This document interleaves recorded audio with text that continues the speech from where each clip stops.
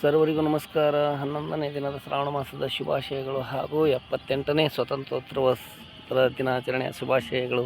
ಇಂದು ನಮ್ಮ ವಾಯುವಿಹಾರ ನಾವು ಕಲಿತ ಜೂನಿಯರ್ ಕಾಲೇಜ್ ಆವರಣದಲ್ಲಿ ಇಂದಿನ ಒಂದು ಅದ್ಭುತ ಕತೆ ಸಂಸ್ಕಾರ. ಒಂದು ಬಹಳ ದಿನಗಳವರೆಗೆ ಹಾಕಿರ್ತಕ್ಕಂಥ ಒಂದು ಬಾಗಿಲಿಗೆ ಕಿಲಿಯನ್ನು ಹಾಕಿರಲಾಗುತ್ತದೆ.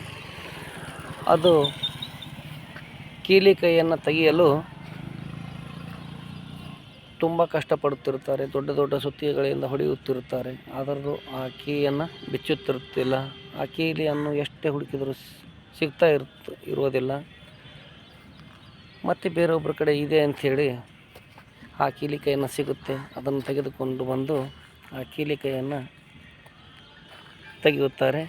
ಸರಳವಾಗಿ ಆ ಒಂದು ಪತ್ರವನ್ನು ಬಿಚ್ಚುತ್ತದೆ. ಆಗ ಈ ಎಲ್ಲ ಸುತ್ತಿಗೆಗಳಿಗೆ ಅವುಗೆ ತುಂಬ ಬೇಜಾರಾಗುತ್ತೆ.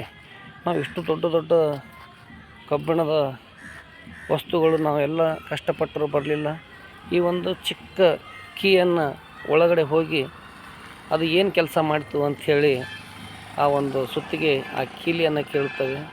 ಅದು ಹೇಳಿರೋದಿಷ್ಟೇ, ನಾನು ಒಳಗೆ ಹೋಗಿದೆ, ವಿನಮ್ರತೆಯಿಂದ ಬಾಗಿದೆ, ಆ ಒಂದು ಕೀಲಿಕಾಯಿ ಪತ್ರವನ್ನು ಉಚ್ಚಿತು ಅಂಥೇಳಿ.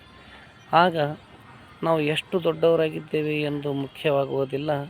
ನಮ್ಮಲ್ಲಿ ಸಂಸ್ಕಾರ, ಬಾಗಿದ ತಲೆ, ಮುಗಿದ ಕೈಗಳು.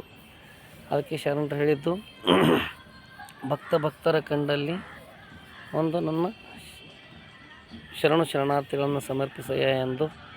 ಇದನ್ನೇ ಇಂದಿನ ವಿಶೇಷ. ನಮಗೂ ಕೂಡ ಇಂಥ ಒಂದು ಸಂಸ್ಕಾರವಿರಲಿ. ಯಾರೇ ಮನೆಗೆ ಅತಿಥಿಗಳು ಬರಲಿ, ಗುರುಗಳು ಬರಲಿ, ನಮ್ಮ ಬಾಗಿದ ತಲೆ, ಮುಗಿದ ಕೈಗಳಿಂದ ಒಂದು ಸತ್ಕರಿಸೋಣ. ಧನ್ಯವಾದಗಳು. ನಮಸ್ಕಾರ.